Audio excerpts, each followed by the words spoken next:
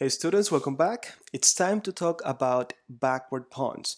And this time we're going to use a different approach. I'm going to tell you quickly what a backward pawn is, and then I'm going to show you two of my games where I was able to identify the backward pawn, and you're also going to see how I was able to take advantage of it. So quickly here, a backward pawn is also known as a left behind pawn, and basically it's going to be a pawn like this. So this pawn is part of a pawn chain. So we have a two pawn chain, and the backward pawn is going to be the last pawn on that pawn chain. So it's going to be the base pawn. And this is the biggest problem with it. Since he doesn't have any other pawn that could protect him, he's going to be a weak pawn. If there was another pawn here, he could be defended, so it's not a big deal. If this pawn was back here, he could be defended, but that's not going to be the case anymore. But then on top of that, a backward pawn is a pawn that cannot be advanced safely. So if I ever push this pawn, he's going to be captured. So what that creates is a weakness for the team that has such a pawn. Like in this case, if I had a rook here, my rook could come all the way to d1, and I'm putting pressure on a pawn that cannot be defended by another pawn, and it cannot be pushed because he's going to be captured. So this is what a backward pawn is, or a left behind pawn. Now you're going to see me using this knowledge in two games, and hopefully there are other things that you could learn as well from these games. So let's get to it. Here's the first game, and this game I'm going to start from this position. This is move number 10. I was the white pieces. I just did my move, and it's my opponent's turn to make a move with the black pieces. The second game I'm going to show it entirely from the very beginning, but in this case, we're going to take it from here. Notice that if you look at both pawn structures, you're not going to see any double tap pawns, you're not going to see any isolated pawns or any backward pawns yet. But the next move for my opponent was actually pawn to c6. So when he pushes this pawn forward, now this pawn is lacking support from another pawn.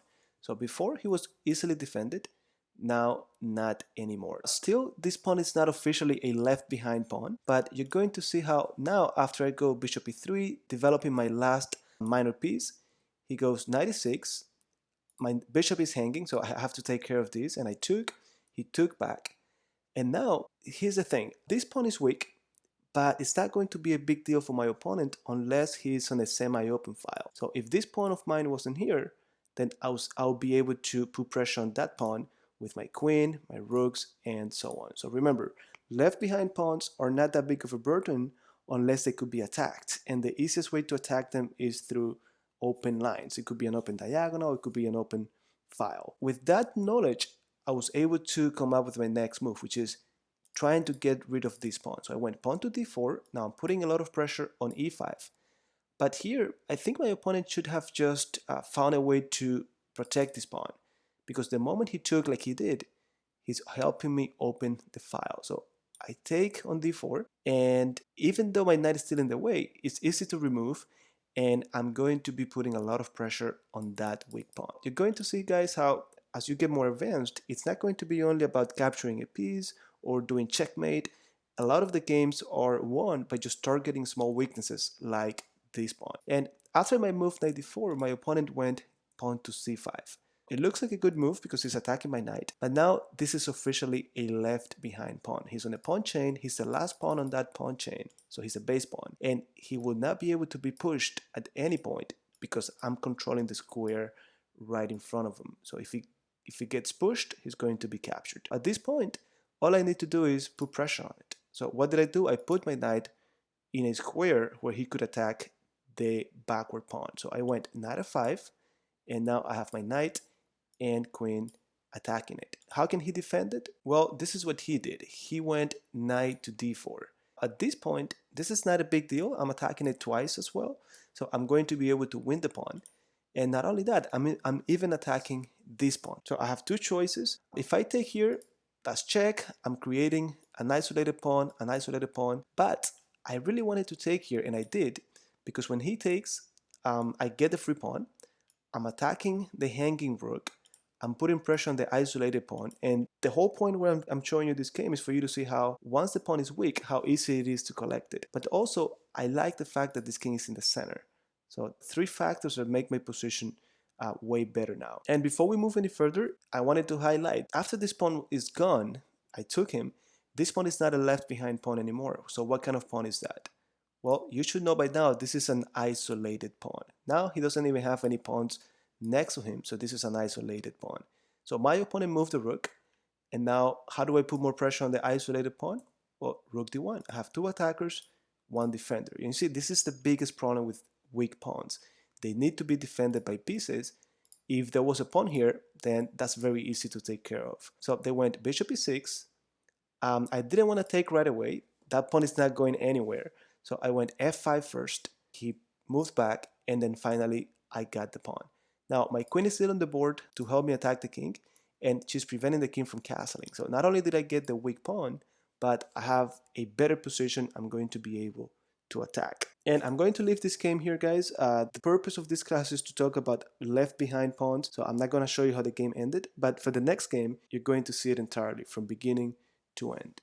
Okay, here we are. In this case, I'm the white pieces again, and the game starts with pawn e4, c5. This, by the way, is one of the most popular defenses for the black pieces. This is called the Sicilian Defense. I went knight f3, d6, bishop c4, just developing my pieces, getting ready to castle, pawn to e6, and I want you to pay attention to this move.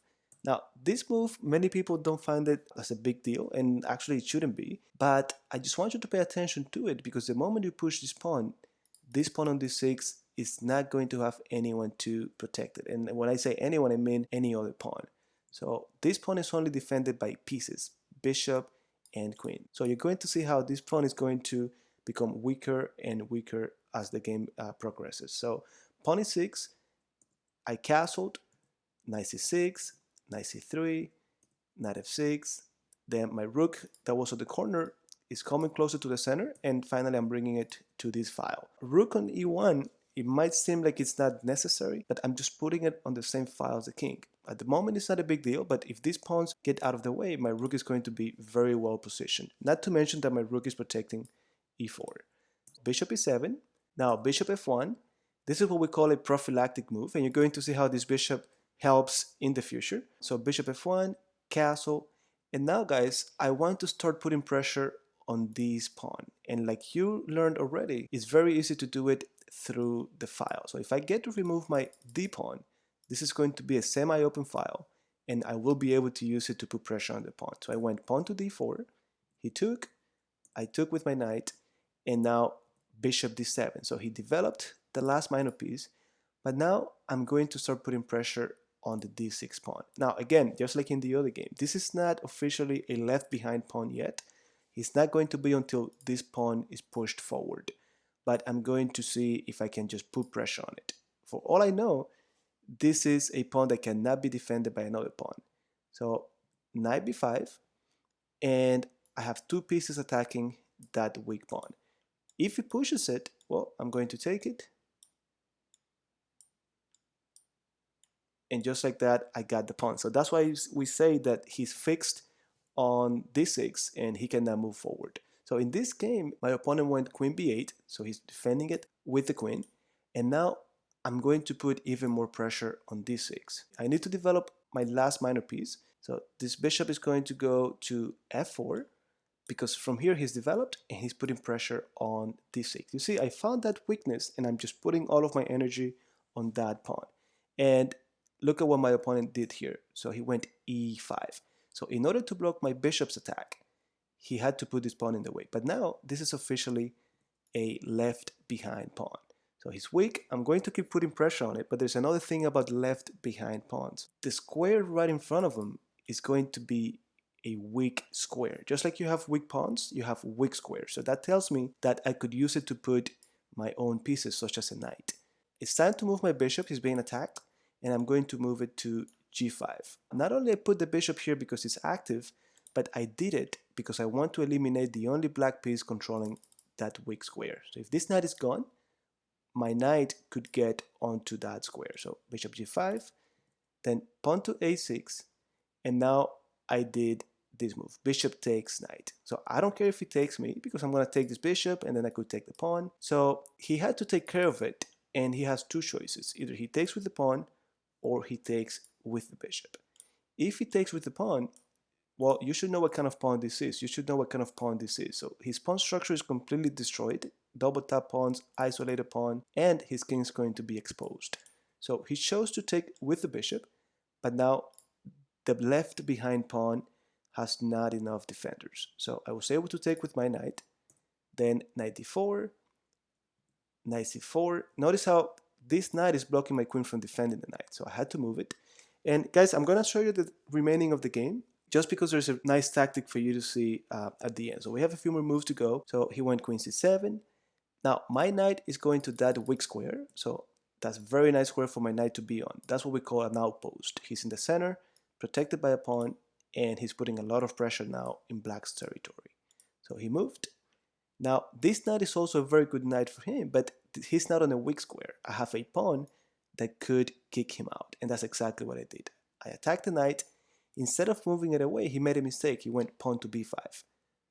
But he didn't realize that when I take, he was calculating that if I took, he was going to take mine. But when I take, I'm hitting the queen. So he doesn't have the time to take, and he cannot take with the queen because of this bishop that I put here many moves ago. So he cannot take, he needs to move, or in this case, he took the pawn. And now I need to save my knight. Now this is when the tactic begins. I'm thinking, all right, so I'm already winning, I got his knight, but I need to save mine. Where can I put him? And the first move that came to mind was knight b6. Notice that I'm doing a fork, and that's when I start calculating my sequence. So I'm thinking knight b6, I'm attacking the rook and the bishop, then he needs to move the rook to protect it, either here or here. Then when I take his bishop, he's gonna have to take me back because I got a bishop for free. I'm also doing a fork. So the moment I take, and this rook is going to be taking me, I have another fork, knight f6. So I get a bishop, he needs to take me because I got a piece, and I'm doing another fork. So I'm going to do it one more time, guys, that way you can follow. So knight b6, the rook is going to protect. At that point, I take the bishop, and this rook takes me back. So at this point, this knight is gone, this bishop is gone, and this rook is on d7. So from there, I calculate that I could take on f6. He's going to take me with the pawn, and that creates this opening for my pieces to attack the king. So I'm thinking, there's the king on g8, there's the hanging rook on d7.